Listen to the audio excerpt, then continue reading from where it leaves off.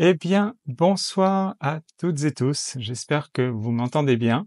C'est un immense plaisir de faire ce webinaire ce soir. Ça y est, il est 20h45. C'est dimanche et c'est parti pour 1 heure à peu près de webinaire pour en finir avec le DE systématique. Parce que si vous avez suivi un petit peu l'actualité, d'ailleurs, on a fait une publication la semaine dernière avec Julien de Yotera sur le sujet.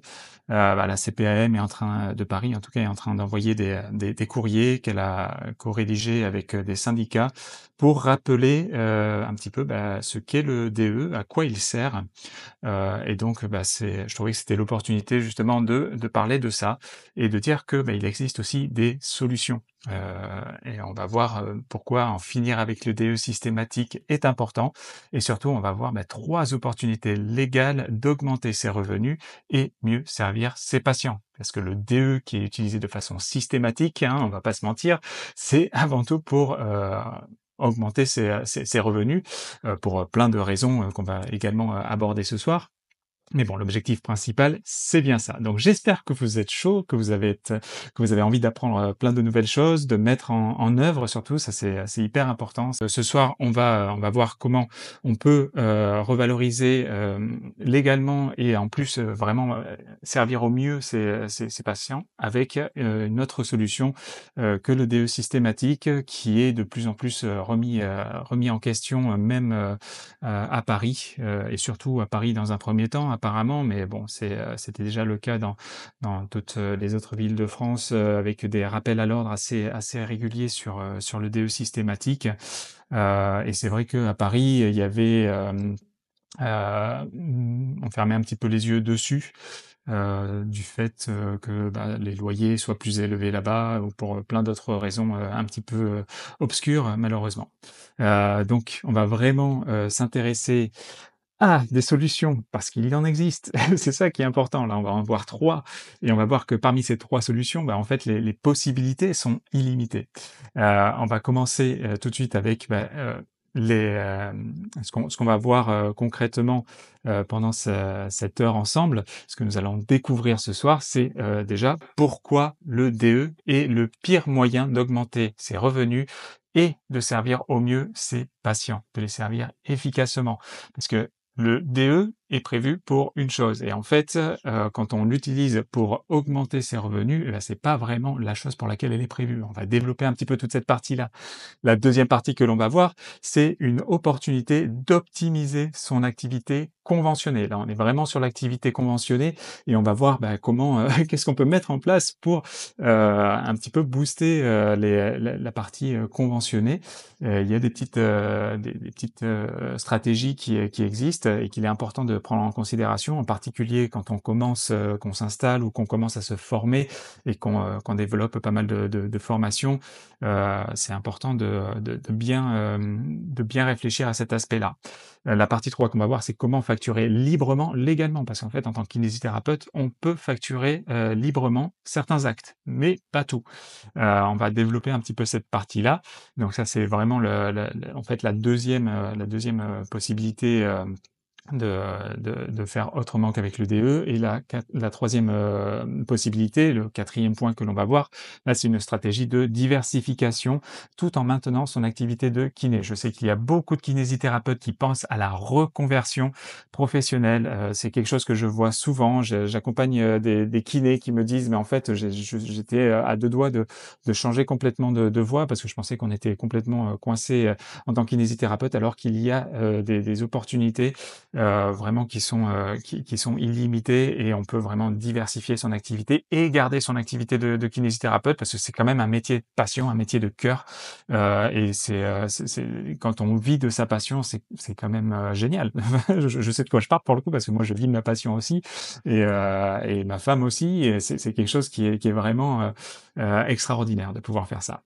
Et en cinquième point, on va avoir une petite surprise pour ton épanouissement pro et perso. Donc, on va commencer tout de suite, avec une petite présentation personnelle pour ceux qui ne me connaissent pas. Je suis, Julien et en fait, j'ai fondé, KinéoWeb. C'est une agence digitale spécialisée pour les kinésithérapeutes, en 2016. En 2016, ça a été le début de cette nouvelle aventure. Pourquoi est-ce que ça a commencé, à ce moment-là? En fait, on partait de Paris et on s'installait, avec ma femme dans le sud et ma femme est kinésithérapeute. Et elle allait commencer une nouvelle activité, dans un nouveau cabinet et elle s'est formée pendant de nombreuses années. Elle avait développé une orientation, une spécificité d'exercice entre guillemets, parce qu'en 2016, c'était pas aussi clairement défini que ça l'est maintenant. Donc c'était vraiment une préférence d'exercice, on va dire, et elle voulait développer sa patientèle sur ça, puisqu'elle s'est formée pour ça. Donc d'avoir tous les patients, de tout venant, en fait, ça ne l'intéressait pas tant que ça, puisqu'elle a investi du temps et de l'argent pour une orientation vraiment spécifique, et voulait faire que ça. Ça, c'est ce qui la passionne vraiment.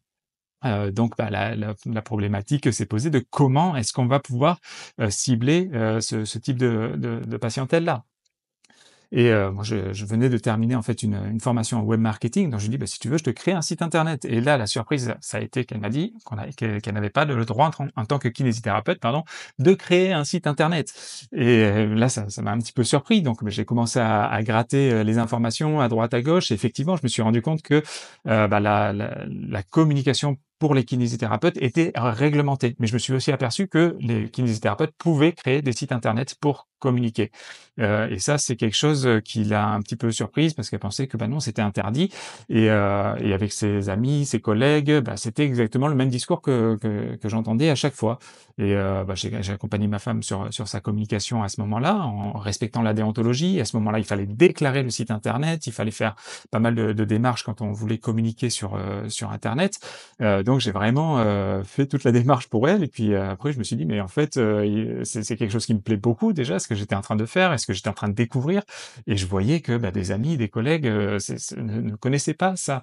Donc, j'ai lancé, l'aventure de Kinéo Web à ce moment-là et c'était vraiment centré sur le site internet, hein. C'est par contre, c'est quelque chose qui est très important quand même. Je sais qu'il y a beaucoup de publicités qui disent: «Arrêtez avec les sites internet» et tout ça. Dans la formation que j'ai créée par la suite, j'explique pourquoi, c'est important quand même de passer par un site internet.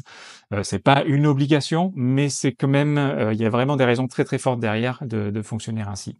Les années ont passé, c'était, quelque chose que je voyais qui prenait, de l'ampleur au niveau de l'accompagnement pour les sites internet, mais j'avais aussi des retours en me disant: «Mais, comment est-ce qu'on fait? Pourquoi?» et puis on me posait plein de questions sur la communication digitale. Le covid est arrivé avec le confinement. J'ai vu des pratiques qui se développaient de façon un petit peu, on va dire sauvage, un petit peu, comme ça vient. On bricole avec les outils qu'on a et finalement, bah, ça a pris de l'ampleur, mais il y a aussi une stratégie derrière, qui est pas maîtrisée puisque en tant que kinésithérapeute, votre métier, c'est de soigner les personnes, de prendre soin, de vous informer, de continuer à vous former sur les différentes, pathologies, sur ce qui vous passionne vraiment, ce que vous avez envie de développer au sein de votre cabinet. Donc c'est pas, la partie communication, bah, c'est pas votre métier. Alors on bricole un petit peu en observant ce qui se fait et des fois ça marche, ça cartonne. Certaines personnes se sont fait accompagner par des agences, digitales, également pour leur communication, et c'est très, très bien. Par contre, certaines agences digitales ne connaissent pas du tout la déontologie des kinésithérapeutes et là, des fois, c'est quand même problématique. Donc c'est quand même important quand on s'oriente vers des agences de com, de bien spécifier, tout ce qui est, déontologie aussi et d'être bien entouré pour cette partie-là. Et donc, comme je voyais des pratiques un petit peu à la va-vite, un petit peu de bricolage, je me suis dit: «Mais comment est-ce que je vais pouvoir mieux servir les kinésithérapeutes, leur apporter vraiment d'autres outils?»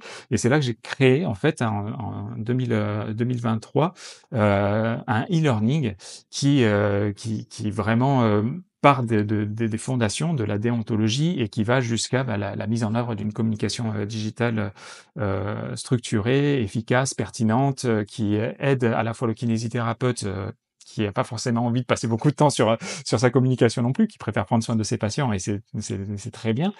Certains adorent, la communication sur les réseaux, sur internet, c'est très bien aussi. En 2024, j'ai lancé donc le e-learning fin 2023. J'ai eu les premiers accompagnements, enfin les premières personnes qui se sont inscrites au e-learning, c'était vraiment du e-learning à la base. J'avais beaucoup de retours, de questions. Et pourquoi? Parce que moi c'est comme ça. J'ai cette spécificité-là. Qu'est-ce que je peux faire?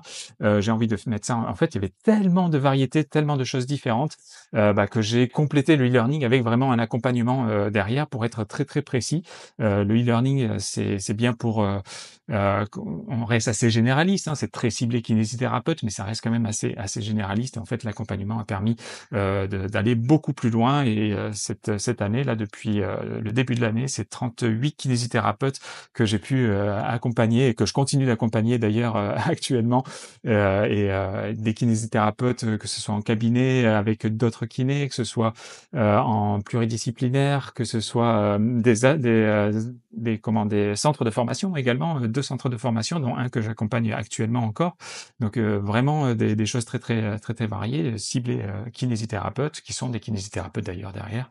Donc voilà, ça c'est vraiment le parcours. C'est parti de ma femme qui est kiné, qui savait pas qu'on pouvait communiquer. Moi j'adore ça et je l'ai transmis au travers de différents formats. Hop là, je suis allé un petit peu vite. Oui, on va passer maintenant au DE. Pourquoi est-ce que le DE est utilisé? Je l'annonçais un petit peu dans l'introduction, hein, clairement, c'est pour compenser le manque de revalorisation. Depuis le début des années 2000, l'inflation a augmenté et pendant très longtemps, en fait, la lettre clé de kinésithérapie n'a pas bougé. Pendant quasiment 10 ans en fait. Ce qui fait que aujourd'hui, entre 2002 et 2024, l'inflation elle est de plus de 47%, 47,5% très exactement. Et l'augmentation de la lettre clé, malgré la grosse augmentation entre guillemets de 3% à peu près qui a eu lieu sur la lettre clé l'année dernière avec l'avenant 7, elle reste de 8,3%. Donc autant dire que c'est vraiment pas grand-chose. Finalement, la baisse de pouvoir d'achat, la baisse de capacité d'investissement, elle a vraiment été très importante, hein, près de 40% quand même. C'est énorme. Hein. On se rend pas compte. Ça paraît juste des chiffres comme ça, mais c'est presque la moitié en fait des revenus. Donc c'est juste énorme. Les charges continuent d'exploser beaucoup plus vite que les augmentations. Donc c'est clair que le DE est très souvent utilisé pour ça.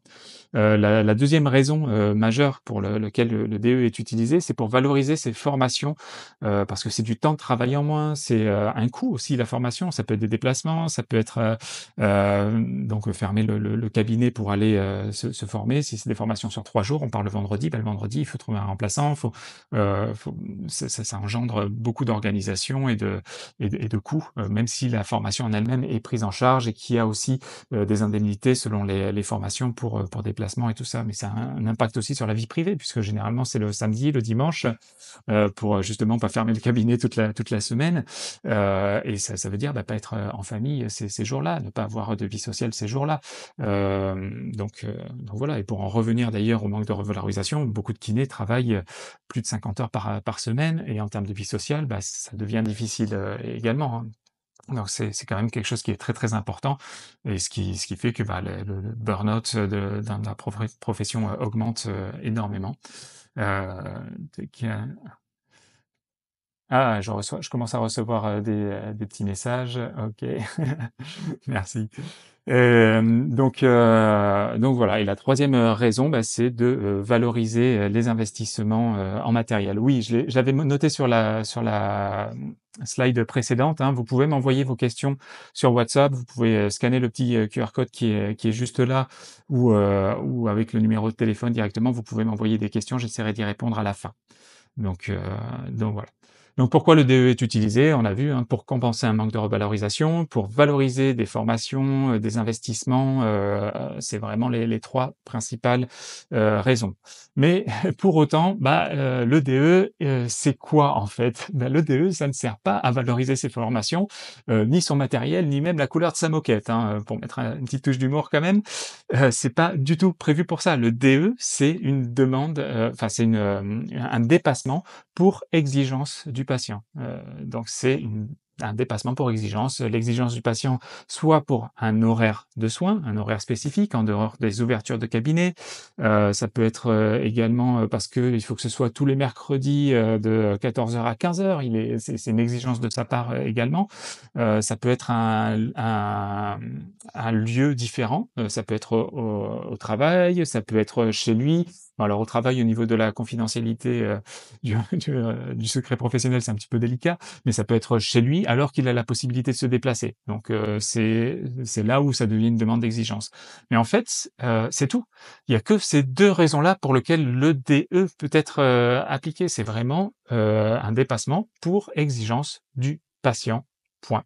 Il n'y a pas d'autre justification pour appliquer un DE. Ça, c'est quelque chose que la CPAM et l'ordre des kinés rappellent régulièrement quand ils ont des informations de patients. C'est souvent des patients qui ne comprennent pas pourquoi il y a ce dépassement-là, et qui contactent la CPAM en posant des questions sur leur site. On va le voir un petit peu plus loin d'ailleurs. Et c'est souvent comme ça que le lien se fait entre un kinésithérapeute, la pratique de DE et le fait que ce soit pas en concordance avec ça. Euh, donc, le DE, donc c'est différent de ce qui est communément connu comme le dépassement d'honoraires, en particulier pour les médecins. Ce n'est pas du tout la même chose. En fait, le dépassement d'honoraires, en tant que tel que pratiqué pour les médecins, il est interdit, aux kinés. Les kinésithérapeutes et d'autres professions, médicales ne peuvent pas l'utiliser. C'est vraiment très, très, spécifique à certaines professions, et ce qui s'appelle le dépassement d'honoraires en tant que tel, en fait, il est interdit aux kinésithérapeutes. Un autre point aussi, qui est important à savoir, c'est que le DE, souvent on me dit: «Mais en fait le DE est pris en charge par les mutuelles contrairement à d'autres façons de facturer». En fait, non, le DE n'est pas toujours remboursé par les mutuelles, et on va le voir, également. Ah ben il y avait un print écran ici qui a disparu, qui n'apparaît pas. Est-ce que je vais réussir à le remettre? Voilà, c'était celui-ci très précisément. Donc voilà, un message typique d'un patient qui contacte la CPAM. Depuis janvier 2023, j'ai changé de mutuelle et me voilà dans cette situation avec cette mention dépassement pour exigence, qui ne sont pas remboursés par la mutuelle, alors que le dépassement d'honoraires est remboursé. Est-ce que quelqu'un pourrait m'expliquer la différence, mis à part le code dans les logiciels? Donc ça, c'est vraiment un patient qui a envoyé qui a envoyé ce message-là. À la Là, je suis sur le site forum assuréamélie.fr, donc voilà, qui a contacté le forum sur Amélie. Et ça, en fait, ça arrive très très souvent. C'est dommage qu'il n'y ait pas le petit lien ici, mais j'ai pu le récupérer assez facilement. En fait, il y en a plein des messages comme ça, c'est pour ça, ça tombe tout de suite. Là, c'était un assez récent, 2023-2024. Et c'est quelque chose, en fait, voilà, qui surprend beaucoup les patients, parce que certains kinés disent: «Mais en fait, ça peut être pris en charge par votre mutuelle», qui expliquent à leur manière. Et malheureusement, c'est pas toujours le cas, et surtout derrière, ça entraîne des problématiques puisqu'ils contactent la CPAM, ils contactent parfois l'ordre derrière. Enfin, j'ai eu un kiné d'ailleurs en début d'année, un kiné de région parisienne qui m'avait contacté par rapport à cette problématique-là, où il a été rappelé à l'ordre par rapport à ça. Malheureusement, ça allait très très bien jusqu'au jour où il y a eu ça, et c'était pas non plus volontaire de la part du patient. C'est pas forcément de façon malveillante, hein, comme on a pu le voir sur ce message. C'est simplement: je comprends pas, j'aimerais bien être remboursé. Donc voilà. Euh, Pourquoi le DE n'est pas non plus, le mieux adapté? C'est aussi qu'il n'informe pas, en fait, le patient sur l'expertise du kinésithérapeute. C'est-à-dire, on le pratique de façon un petit peu, automatique en expliquant rapidement au patient, en fait, c'est, parce que les charges sont élevées, c'est parce que, le loyer, à Paris est hors de prix, c'est parce que, j'utilise telle machine, c'est parce que j'utilise telle technique. C'est parce que je vous vois en individuel, et tout ça, en fait, tout ça, ça permet pas de justifier un DE puisque le DE, il est absolument pas prévu pour ça. Donc, c'est pour ça que, c'est important de faire différemment et c'est ce que nous allons voir maintenant. Qu'est-ce qu'on peut faire? Eh bien, oui, il y a des solutions. Je vous laisse pas juste planter avec, cette information comme quoi, il faut pas faire de DE. C'est ou il vaut mieux réfléchir assez rapidement à faire, différemment. On peut faire les choses bien dès le début et en fait, ça va servir le patient, autant que le kinésithérapeute et on va être tranquille au niveau de l'ordre, au niveau de la CPAM, donc voilà. La première chose, hein, ce dont, je vous parlais tout à l'heure, la toute première, chose qu'on peut mettre en place pour c'est d'optimiser, son activité conventionnée avec 17 spécificités d'exercice sur lesquelles on peut communiquer. Ça, c'est vraiment un point clé. Les 17 spécificités d'exercice, elles ont été définies il y a 3 ans, il me semble, 3-4 ans, j'ai plus la date exacte, en tête. Alors dans mon e-learning, j'ai tous les liens, vers, les différents sujets que j'aborde. Et comme je le note, je le retiens moins bien finalement. Je me dis: «C'est bon, c'est écrit». Je l'ai plus, en tête sur les dates, exactes. Mais en tout cas, il y a vraiment 17 spécificités, d'exercices qui ont été reconnues et ces 17 spécificités-là, parfois, il y a des actes, conventionnés qui sont plus intéressants, que, sur de la kinésithérapie un petit peu plus, généraliste, on va dire. Donc c'est un des leviers, c'est de spécifier son activité. On va peut-être même parler bientôt de spécialisation. C'est, une proposition de loi qui est dans les cartons. Donc, à voir ce que ça va donner, concrètement, mais on parlera peut-être aussi dans un futur proche de spécialisation. À ce jour, on parle de spécificité d'exercice. Ces spécificités-là, on peut les afficher, on peut communiquer dessus, donc il faut vraiment, en profiter. Ça bénéficie autant aux patients qu'aux kinésithérapeutes. Un patient, je sais pas, une patiente qui va bientôt, accoucher et qui souhaite, prendre soin d'elle, avant se préparer à l'accouchement, et qui cherche un kinésithérapeute pour cet accompagnement-là. Si elle cherche sur les annuaires, sur internet, sur les agendas en ligne, en fait, c'est très, très peu spécifié, c'est pas vraiment valorisé. Donc c'est assez compliqué. On a plutôt tendance à avoir une liste et on appelle les uns après les autres ou, avec les agendas en ligne, voir si c'est disponible et puis après on se rend compte que, non, en fait, c'était plutôt quelqu'un qui était dans le vestibulaire, spécialisé pour le vestibulaire et qui est pas du tout équipé pour, la périnatalité donc ça colle pas et puis, c'est pas le truc qu'il aime faire non plus donc on essaye encore, on essaye encore. Donc ça, c'est hyper important, ça sert autant le patient que le kinésithérapeute de communiquer sur ses formations, sur ses spécificités d'exercice. C'est possible de le faire, vraiment, je vous invite à le faire. Que ce soit sous une forme ou une autre, que ce soit avec, mon accompagnement, avec mon e-learning ou, en autonomie, vraiment c'est quelque chose, depuis 2016, que j'en parle tout le temps. C'est important de communiquer. Le grand public ne connaît pas toute la richesse du métier de kinésithérapeute. Donnez-lui cette information-là. Je discutais avec une kiné, cette semaine encore que j'accompagne, qui me disait: «Mais, pour les déformations, de tête plate, la plagiocéphalie, qui me disait: «Mais je reçois, des bébés beaucoup trop tard». La 1re intention, pour les plagiocéphalies, c'est quand même la kinésithérapie. Les personnes vont voir les ostéopathes ou vont voir le rebouteux ou d'autres professions.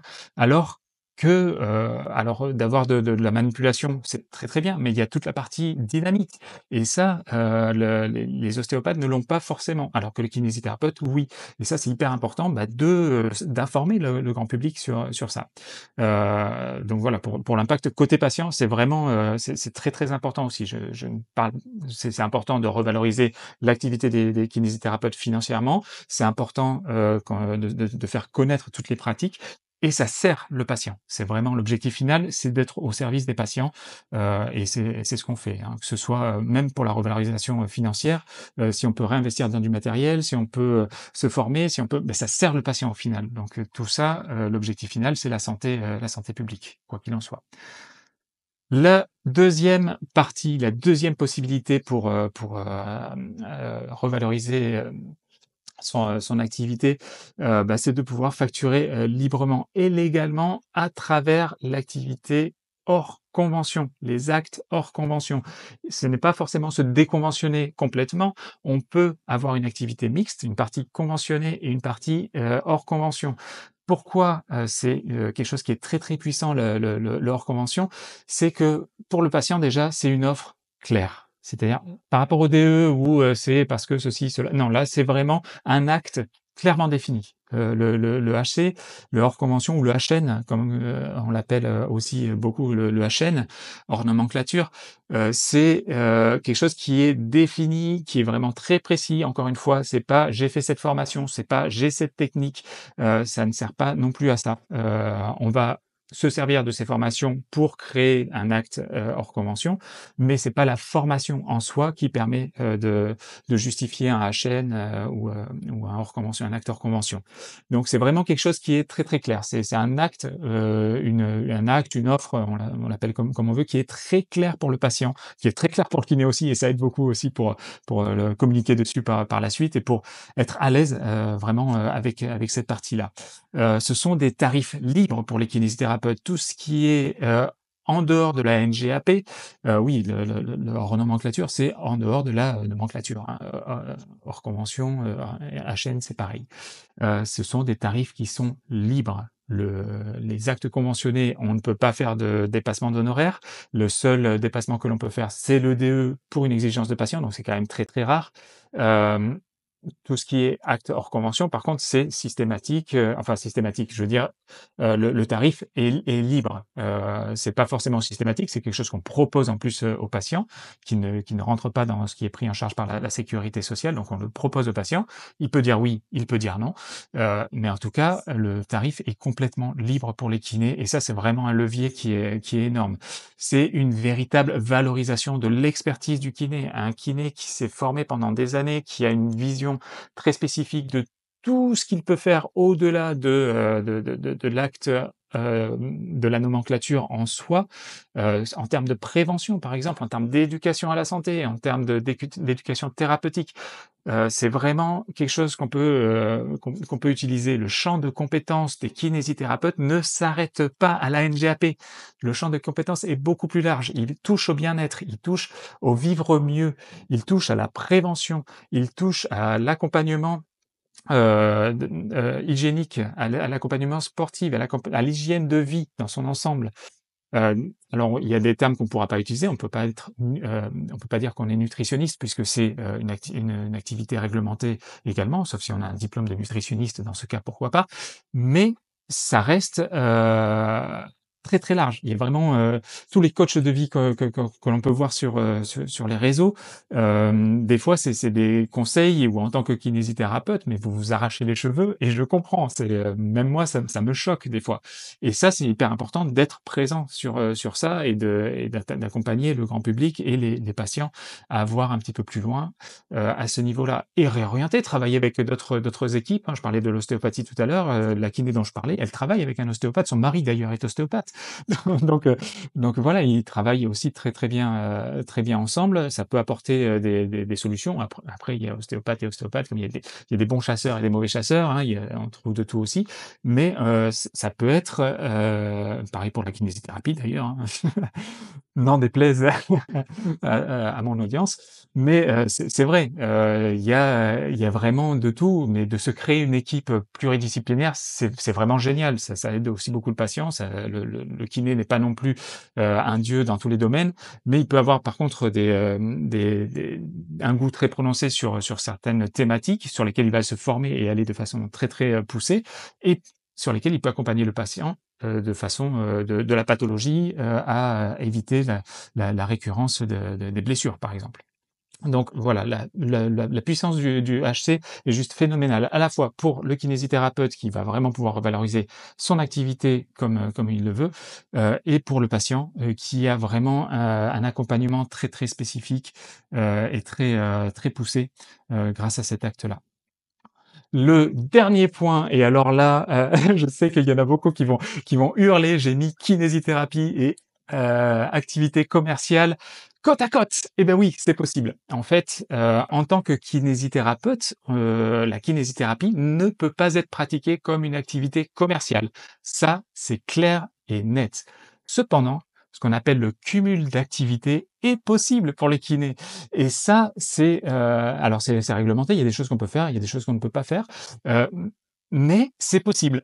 Il y a, plein de ça ouvre un monde, juste, impressionnant, et c'est même possible dans un même local. Dans le e-learning que je propose, il y a des intervenants externes, et il y en a un en particulier qui parle de, bah, comment il a créé une activité, commerciale, qui est dans le sein du même bâtiment que son activité de kinésithérapie.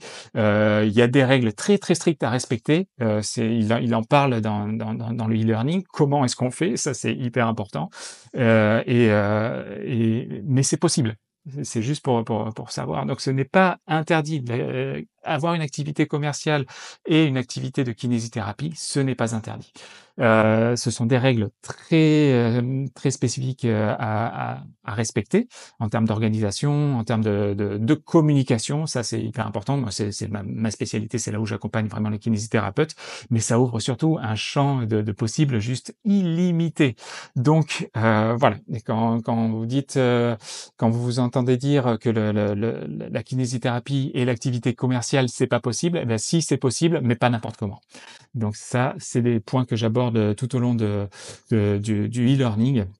Et ce qui est la clé vraiment par rapport à ça, bah, c'est de communiquer. Alors je vois qu'il y a des questions qui commencent à arriver sur WhatsApp. Vous pouvez continuer à laisser des questions, je vais regarder ça en suivant, avec grand plaisir. Donc communiquer, c'est la clé, et c'est tellement la clé que même l'ordre des kinésithérapeutes le met en première page des recommandations, pour la communication du kiné depuis, décembre 2022, donc on va dire 2023. C'est dès la première page. Ça n'a pas toujours été le cas, c'était plutôt le contraire. En 2018, j'avais été un petit peu impressionné parce qu'il y avait des études qui disaient que c'était important pour les kinésithérapeutes de communiquer. Il y avait eu pas mal de recherches et de recommandations à ce sens-là, et pourtant la communication, les restrictions sur la communication s'étaient durcies en 2018, et ça m'avait un petit peu impressionné. J'avais fait des articles sur ça. Mais là, depuis 2022-2023, c'est clairement écrit: communiquer, valoriser sa pratique et sa profession, transmettre et relayer des messages de santé publique, participer à l'éducation thérapeutique de la population par tout moyen. C'est une part importante de l'exercice de la kinésithérapie. Donc c'est pas non seulement autorisé, c'est recommandé. C'est une part importante, ça fait partie du métier de kinésithérapeute. C'est une profession qui ne cesse de se renouveler depuis sa création. Ça, c'est vraiment texto, je n'ai enlevé aucune virgule, aucun point, j'ai fait un copier-coller du texte de ce document, qui est la deuxième édition des recommandations pour la communication du kinésithérapeute, et qui date donc du 15 décembre 2022, c'est écrit juste en dessous. Voilà. Donc voilà, communiquer, c'est la clé, et c'est vraiment, sur ça que je communique depuis, de 2016, et que j'accompagne les kinésithérapeutes à le faire de façon, optimale. Parce que communiquer, c'est pas forcément, se mettre sur les réseaux sociaux avec un lien vers son agenda en ligne. C'est pas pérenne, on dépend complètement des réseaux sociaux et de l'agenda en ligne en même temps. Ça nous sert pas sur le long terme. Alors oui, c'est pratique. Et c'est des outils que j'utilise au quotidien, mais ils ont leur place. Il y a vraiment toute une structure de communication qu'il est important de connaître, que les maîtres du marketing connaissent parfaitement, et c'est pour ça que, bah, on voit pas trop le derrière des stratégies marketing. Mais il y a une structure logique dans tout ça. Chaque, outil a sa place. Un agenda en ligne, ça a une fonction particulière. Un site internet, ça a une fonction particulière. Les réseaux sociaux ont une fonction particulière. Un tunnel de vente, ça a une fonction, particulière. Un tunnel d'acquisition, une newsletter, ça a des fonctions particulières. Et tout ça, ça doit s'embriquer de façon logique et efficace, pour pas perdre de temps déjà. Sinon ça prend beaucoup de temps et je sais de quoi je parle. Et puis c'est mon métier, donc je fais ça toute la journée. Mais c'est important de connaître cette structure-là, d'au moins avoir la connaissance pour dire: «OK, je suis en train de faire ça, ça, ça. Je vais automatiser, je vais pas forcément être tous les jours sur les réseaux sociaux, c'est pas nécessaire, concrètement». Les kinésithérapeutes que j'accompagne et qui veulent avoir une communication un petit peu plus, importante que d'autres kinésithérapeutes, que la 99 des kinésithérapeutes, c'est, 1 article par mois qu'on rédige ensemble. Donc c'est vraiment, soit je le rédige pour eux, soit ils le rédigent et je l'optimise pour le référencement. Mais c'est pas c'est très facilement réalisable. Il y a pas besoin d'être, à fond tous les jours sur les réseaux sociaux, et on va utiliser cet article-là de différentes façons. Donc c'est très facile, en fait. La seule chose qui est importante, c'est de connaître cette structure, de savoir comment ça fonctionne, de la mettre en place, de savoir quels sont les mots qui fonctionnent, comment organiser tout ça, pourquoi on le fait dans cet ordre-là. Donc voilà, c'est tout ça, c'est des choses, très importantes, à voir. Donc communiquer, c'est la clé. Mes meilleurs conseils pour une com efficace et éthique, bah, c'est de connaître les règles du jeu. On les a abordées ce soir.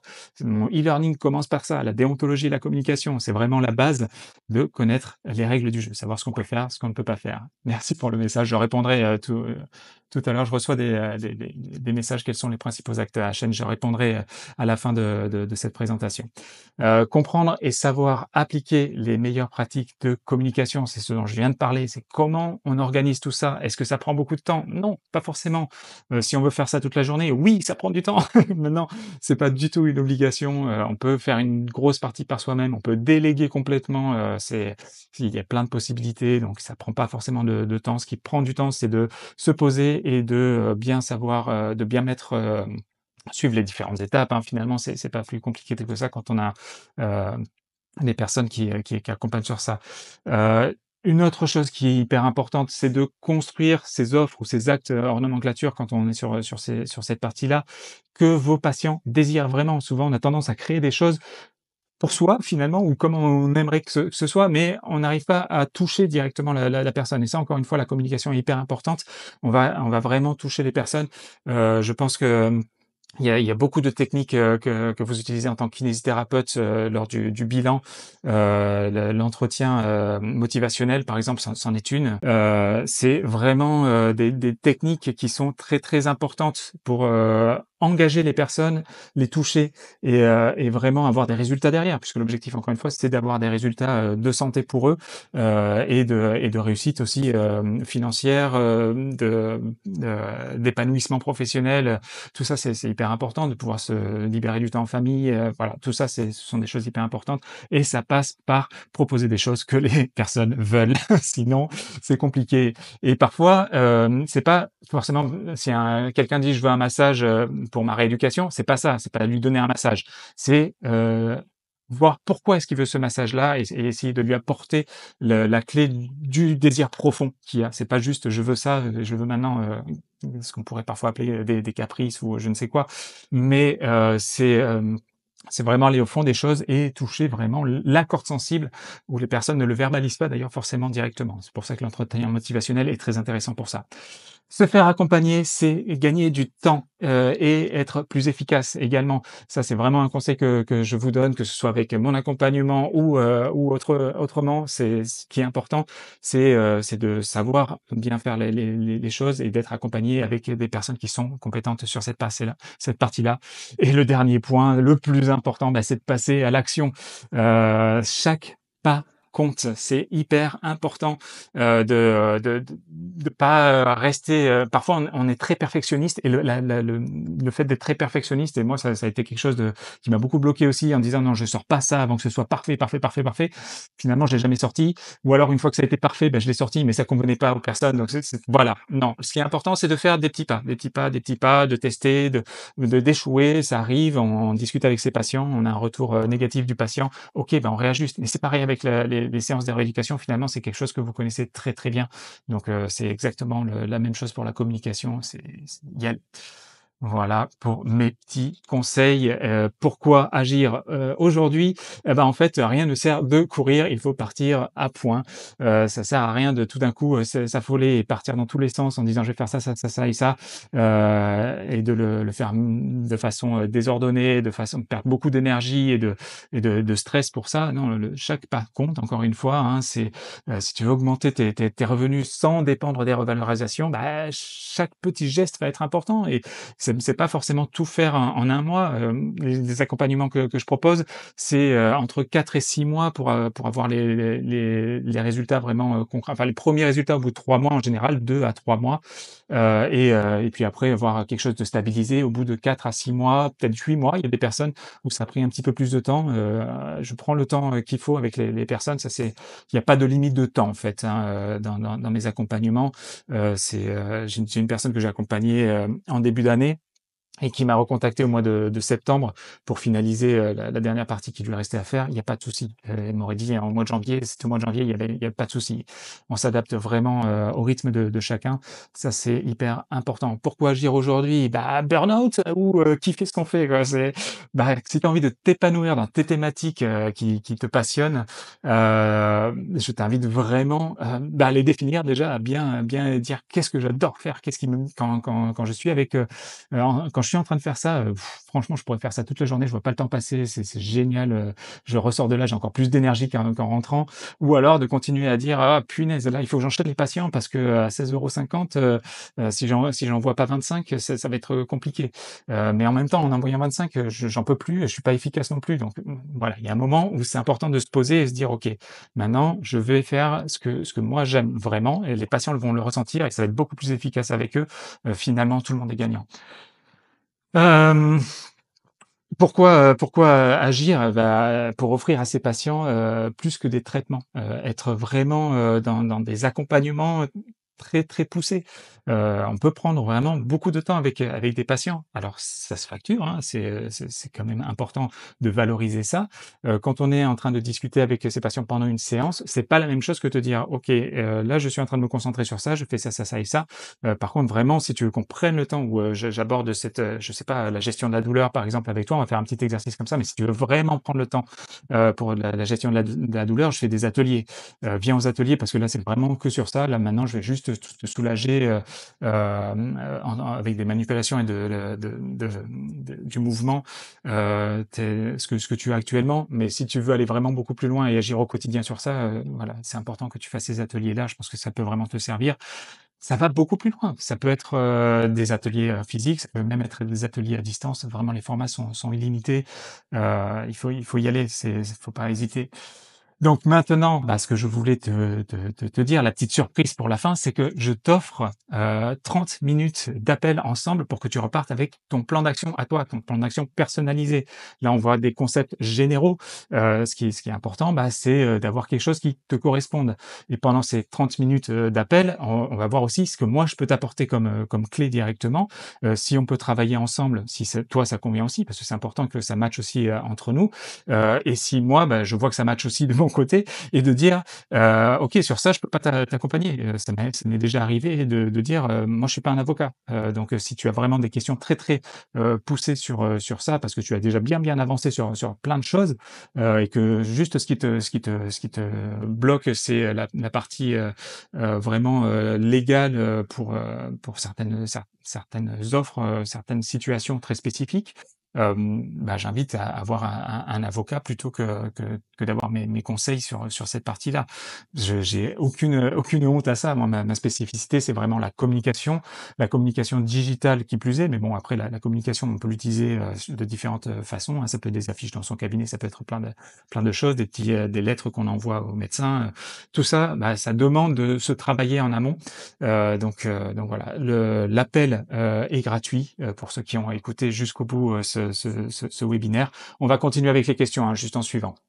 Donc voilà, tu peux directement aller sur kineoweb.fr/coaching ou sinon juste en dessous de la vidéo, il y a le lien également. Tu peux réserver ton appel gratuit. Les créneaux partent assez vite, surtout aux horaires de pause des kinés. Donc voilà, n'hésitez pas à réserver assez rapidement. Alors, parmi les questions courantes, et je vais venir après à cette question sur les principaux actes HN que je recommande, ça va être bon, je peux l'aborder maintenant en fait. Sur les actes, quels sont les principaux actes HN que je recommande ou qui sont le plus souvent pratiqués par les kinés? Le plus souvent, alors un qui est très, très facile, mais ça dépend vraiment de chacun. Moi, je dis pas: «Il faut faire ça», je dis: «Qu'est-ce que tu aimes faire?» Je pars vraiment de ça. À chaque fois que j'ai des questions, qu'est-ce que je peux mettre en place? Qu'est-ce que tu aimes faire? Pars vraiment de ce que tu aimes. Les choses qui sont très, très faciles à mettre en place pour un kinésithérapeute, c'est, les massages, les drainages lymphatiques, c'est, tout ce qui est, éducation à la santé, tout il y a plein de choses qui sont faciles, mais qu'est-ce que toi tu aimes faire? Ça, c'est hyper important. Donc voilà, pour cette question, vite fait, au niveau des actes HN, c'est, le massage bien-être, c'est quelque chose qui est très, très facile, on peut le faire de différents formats. Dans mon accompagnement, dans la partie, e-learning, je montre un exemple concret. Je crée une offre de A à Z, de la création de l'offre à la communication sur les automassages. C'est, tout simple, hein, c'est vraiment la thématique, bateau. Et je parle, rapidement d'ailleurs du drainage lymphatique. Il y a un module drainage lymphatique enfin, je développe pas toutes les vidéos et tout ça, mais ça permet de voir comment on va structurer tout ça, comment on structure son offre et sa communication derrière. Tout est déroulé. Et après, c'est au niveau des entretiens individuels, du coaching vraiment individuel, des accompagnements individuels, où là, j'accompagne vraiment à créer pour le kinésithérapeute l'offre spécifique, la communication spécifique qui va avec, qui correspond à la cible, qui correspond au kinésithérapeute. C'est pas automatique, hein. On voit souvent des messages tout faits. J'ai des messages dans tous les sens. C'est c'est chouette. Merci Isor d'avoir réservé ton appel. C'est super. Je regarde les messages en même temps. Je vais juste continuer avec les questions récurrentes que j'ai. Je n'ai pas assez de temps pour gérer mon cabinet. Comment pourrais-je trouver pour suivre un accompagnement? En fait, l'accompagnement, il est vraiment conçu pour s'intégrer à ton emploi du temps chargé. Chaque étape, en fait, est pensée pour être efficace. Ah, j'ai des appels et tout. Merci. Je répondrai plus tard. C'est vraiment les messages. Envoyez-moi des messages, c'est mieux. Je répondrai après. J'ai pas le temps. En fait, le e-learning, juste pour information, c'est des vidéos très courtes qui font entre 5 et 10 minutes. Donc, dès qu'on a un petit temps de pause, en fait, on peut avancer sur un module, peut-être pas sur tout le module, mais sur un petit chapitre du module. Donc, ça permet d'aller très très vite. Surtout les deux premiers gros modules qui sont sur la déontologie et les différentes opportunités de revalorisation. C'est vraiment écouter, prendre des notes rapidement. À partir de la troisième section sur tout ce qui est ah là là, les questions ça défile. De tout ce qui est stratégie de communication, création d'offres et tout ça, là ça prend un petit peu plus de. Enfin, les vidéos sont relativement courtes, hein, toujours 5-10 minutes, mais ça prend du temps de suivre le carnet de route et de tout noter. C'est important de le faire. De toute façon, c'est un investissement en temps.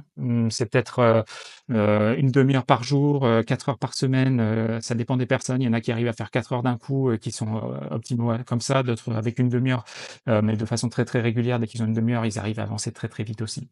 D'autres questions? Marketeur, c'est pas mon métier. En fait, je suis kinésithérapeute, pas marketeur ou entrepreneur. Je préfère me concentrer sur mes patients. Alors, juste une chose, en tant que kinésithérapeute libéral, si c'est on est entrepreneur. Ne serait-ce qu'en entreprise individuelle, hein, l'EI, c'est bien entrepreneur individuel. Donc ça, c'est indéniable qu'on est entrepreneur. On n'est pas formé pour en tant que kinésithérapeute. Ça, c'est dommage, vraiment. Et moi, je vais pas te transformer non plus en marketeur.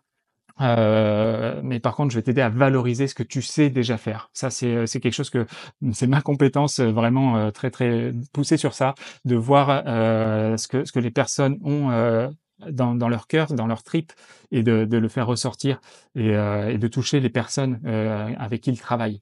L'objectif, c'est vraiment de te permettre de continuer à vivre ta passion tout en générant des revenus supplémentaires de manière simple et conforme à ta pratique.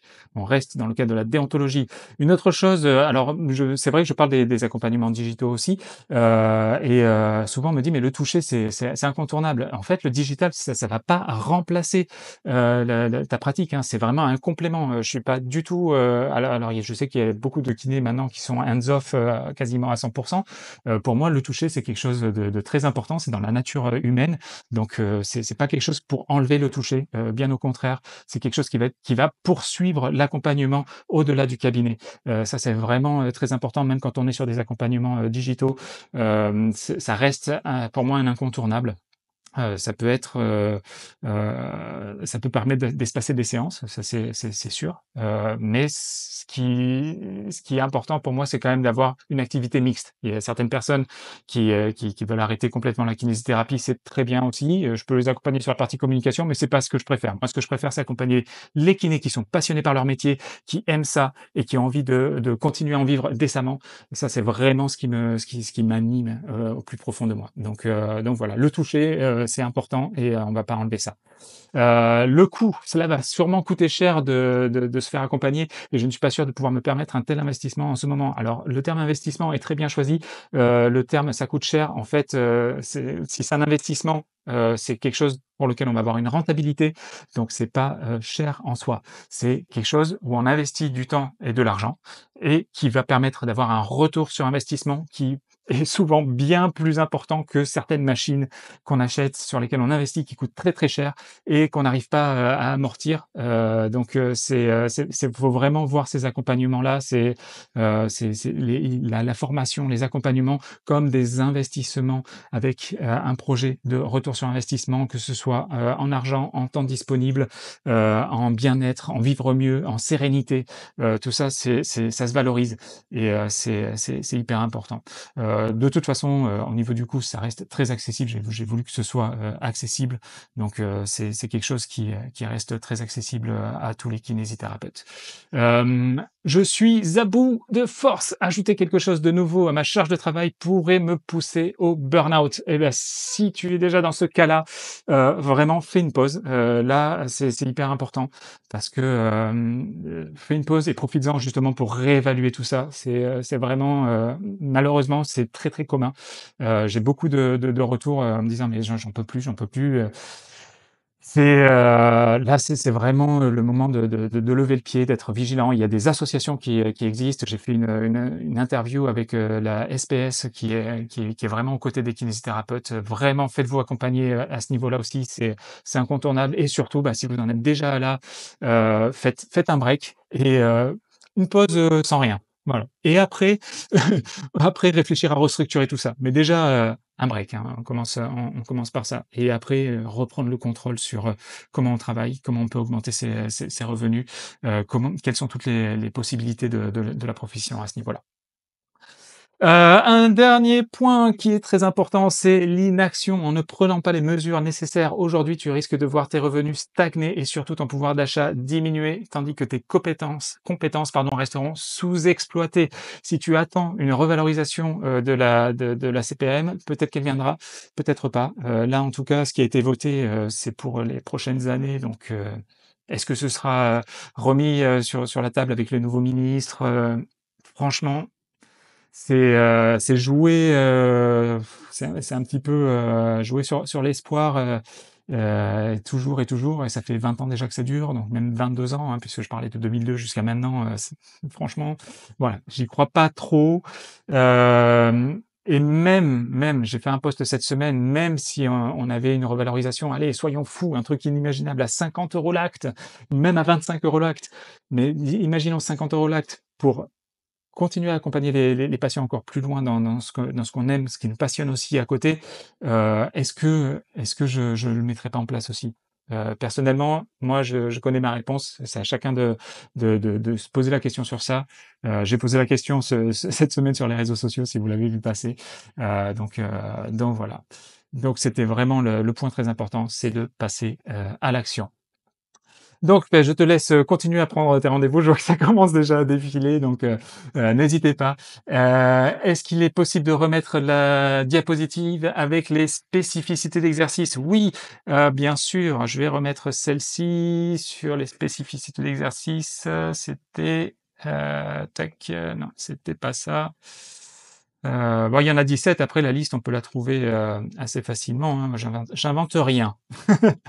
J'invente rien. Je fais vraiment avec les informations que je trouve. J'ai gratté dans tous les sens les codes de déontologie, les textes de loi, j'ai contacté les CDO, je n'invente rien. Tout ce que tout ce que je mets, c'est référencé dans le e-learning. Il y a toutes les références. Vous pouvez les retrouver très facilement. L'idée des vidéos, c'est d'aller très très vite sur les différentes thématiques. C'est d'aller vraiment de sortir le jus de chaque thématique. Et quand on a besoin d'approfondir quelque chose en particulier, bah, soit il y a le lien juste en dessous, et soit on m'envoie un petit texto, parce qu'en fait, dans les accompagnements, il y a aussi un groupe WhatsApp avec d'autres kinésithérapeutes, hein. Il y a 38 kinésithérapeutes sur 34, parce qu'il y en a qui veulent pas être sur le groupe. Donc il y en a 34 sur le groupe, ou 35, ceux qui veulent pas être sur le groupe, je respecte. Mais ils m'envoient les messages en privé aussi, sur le groupe aussi, donc ça c'est vraiment très dynamique, et c'est chouette de pouvoir travailler comme ça. Alors ça va faire 1 heure déjà que l'on est ensemble. Il y a d'autres questions qui arrivent. Heu, Prenez un rendez-vous sur, j'espère que c'est bon pour la diapo. Je vais remettre le lien pour les rendez-vous. Prenez votre rendez-vous, c'est gratuit, ça n'engage à rien. Ce que ça va vous permettre, c'est de voir si c'est intéressant d'aller plus loin ou pas. Donc voilà, c'est vraiment hop, euh, check. Encore des messages. Ah ben encore une personne qui s'est inscrite, ok, très bien. Tac, voilà. Avec plaisir pour la diapo. J'espère que tu as pu prendre note de tout ça. N'hésite pas à t'inscrire pour poser toutes tes questions. 30 minutes, vraiment, on a le temps de voir pas mal de choses ensemble. C'est gratuit et tu vas pouvoir vraiment repartir avec les idées plus claires.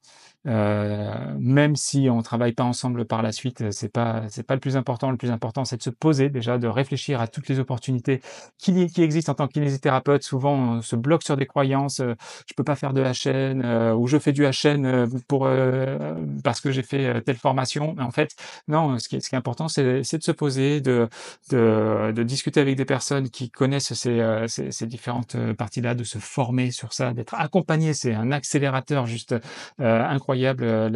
J'ai une kiné qui a commencé par exemple avec moi au mois de juillet, et en 2 mois, ben, on a fait beaucoup de travail, parce qu'on a créé son site internet, et elle a commencé à créer son offre, et euh, elle a l'idée globale de son offre, en fait, et elle a commencé à accompagner des patients au bout de 2 mois déjà. Donc c'est vraiment Leïla, la kiné la plus rapide sur ça. En 2 mois, elle commençait déjà à facturer des actes hors convention en créant son accompagnement en même temps. Donc c'est vraiment, les résultats peuvent aller très très vite. Là, elle a profité vraiment de l'été pour mettre tout ça en place les uns après les autres.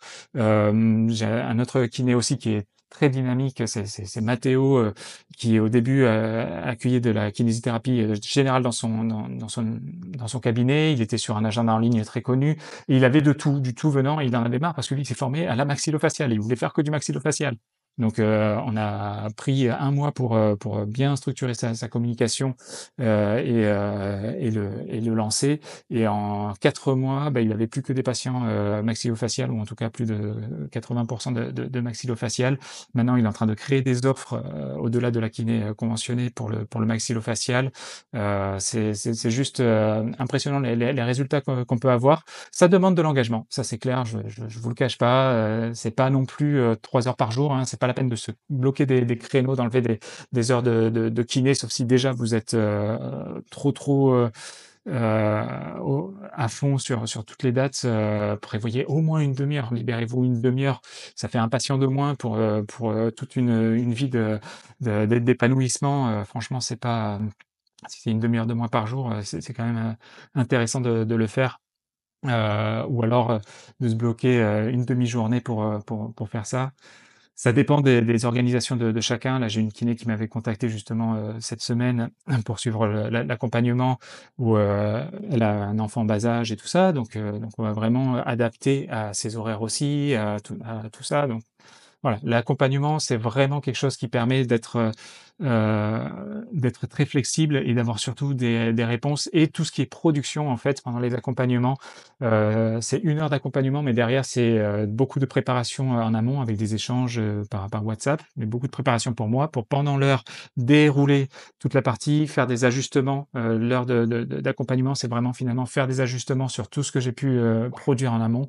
Et hop, bonjour Catherine, merci d'avoir réservé également ton appel. Et donc, voilà, c'est après, une fois que les ajustements sont faits, ben, c'est encore du travail pour moi pour livrer ce sur quoi on a voulu travailler de façon très très concrète. Donc ça libère un temps phénoménal pour les kinésithérapeutes. Ça permet de comprendre aussi toute la structure de comment fonctionnent les différents outils, comment fonctionnent les stratégies de communication. C'est sans faire de publicité payante, ça reste interdit, sans faire d'action commerciale, ça reste interdit pour les kinésithérapeutes, même non conventionnés. Le titre de kinésithérapeute ramène à la déontologie du kiné. Donc même si on est en hors convention, on reste soumis à la déontologie du kiné. Ça, c'est un point important quand même que j'aborde dans la formation. On peut pas faire de publicité payante pour des actes hors conventionnés. Donc ça, c'est important. On peut faire de la publicité quand on est sur une activité commerciale. Donc des fois, c'est intéressant, peut-être parfois, souvent, c'est dans un second temps, en fait, de partir, de créer une activité commerciale à côté, de vraiment booster le truc. Mais ça dépend vraiment de chacun. J'ai des kinés qui sont à fond sur ça, et d'autres où c'est non, c'est juste un complément de revenus. C'est juste 1 heure de plus chaque jour où je fais ça, ou c'est juste un atelier de 2 heures que je fais dans la semaine, ou d'1 heure et demie que je fais dans la semaine. Voilà, chacun a sa façon de travailler. L'accompagnement, ça permet vraiment de s'adapter, contrairement au e-learning que j'avais lancé tout seul au début. Je me suis vite aperçu que c'était largement insuffisant pour être vraiment, pour avoir de la production derrière, quelque chose de concret entre les mains et qui fonctionne. Certaines personnes sont très à l'aise, donc avec le e-learning, ils arrivent quand même à bien avancer, à comprendre les différentes structures. Les exemples sont très très concrets, ça c'est clair, mais ça reste des choses assez bateau. Je parlais de l'automassage tout à l'heure, toute la création de l'offre sur l'automassage en distanciel. Euh, voilà, ça correspond pas à tout le monde. C'est pas. Et puis si tout le monde fait la même chose, il n'y a pas d'intérêt non plus. Il faut utiliser son ton, ses sensibilités. C'est pour ça que j'accompagne plusieurs kinés en maxillofacial, par exemple. Et il n'y a pas de clash du tout. Au contraire, ils sont très complémentaires parce qu'ils n'ont pas du tout la même approche, la même façon de parler. Il y en a un, c'est un homme, l'autre, c'est une femme. Ils sont dans des villes différentes. Il y en a un qui est orienté, qui a une balnéothérapie dans son cabinet. Il y en a une autre qui est formée à la gymnastique hygiénique, au yoga. Donc voilà, C'est complémentaire et ils s'envoient des messages, ils s'entraident et ça c'est génial. Le groupe WhatsApp pour ça il est phénoménal. J'ai d'autres kinés qui sont en pédiatrie, en vestibulaire, sur la pelvipéronologie, j'en ai plusieurs, donc sur la scénologie. Enfin il y a plein de possibilités. Il y a de la place pour tout le monde. C'est chacun il va avec ses sensibilités, ses formations, ce qu'il a vraiment appris, ce qu'il a compris, ce qu'il aime transmettre, les résultats qu'il a, il réadapte. Donc ça, c'est quelque chose qui est très enrichissant. Donc voilà, ça fait un petit peu plus d'une heure. J'avais dit que je faisais une heure. Ça fait un petit peu plus d'une heure qu'on est ensemble. J'ai encore des messages. Je suis désolé. Vraiment réservé. C'est très long en plus. Certains messages, le temps de lire et tout. Euh, donc je vous laisse réserver l'appel et vous pourrez poser toutes les questions à ce moment-là. Encore une fois, ça n'engage à rien, c'est gratuit, donc profitez-en et on se retrouve très bientôt avec plein de nouvelles publications et voilà. Je vous souhaite une excellente soirée, un bon dimanche. Il est bientôt 10 heures. Je sais que vous avez peut-être une vie de famille, du travail demain, évidemment, sauf certains qui commencent doucement le lundi. J'en ai un comme ça qui commence très doucement le lundi. Merci William d'avoir réservé ton appel aussi. Et qui commence très doucement le lundi et qui finit le vendredi avec la journée la plus longue de sa semaine. C'est chacun à son rythme, encore une fois. Donc c'est voilà. Moi, ce que j'aime, c'est vraiment accompagner des profils très divers, très variés. Vous avez vraiment un métier qui est formidable. Pour moi, c'est le plus beau métier du monde, avec des opportunités pour le bien-être, pour vivre mieux, pour la santé, même surtout bah, à la base dans la pathologie, mais d'aller au-delà de la pathologie. J'ai fait une belle interview aussi d'une personne qui vit avec la mucoviscidose et qui est aussi trailer, qui a des défis sportifs juste impressionnants, alors qu'il vit avec la mucoviscidose et qui a été très bien accompagné par des kinésithérapeutes. Donc c'est vraiment l'un des plus beaux métiers du monde, qui donne beaucoup de possibilités au public, aux tout venants, à tout le monde, que ce soit les bébés, les grands-mères, les personnes avec des pathologies lourdes, des douleurs chroniques. Il y a vraiment tout. Donc c'est vraiment un métier formidable. On peut pas tout maîtriser, donc bah, beaucoup vous spécialisez. Maintenant, il y a les spécificités d'exercice. J'espère qu'il y aura les spécialités. On va voir ce que ça donne, mais on verra bien l'année prochaine certainement si cette loi est votée. Voilà, je vous souhaite une excellente soirée. Merci beaucoup pour cette soirée ensemble. J'espère que ça a été pour vous, que vous avez appris des choses et on se retrouve très vite sur les réseaux, sur les accompagnements, sur la demi-heure qui vous est offerte. Profitez-en. Vraiment, c'est un plaisir de vous accompagner. Je vous souhaite une excellente soirée.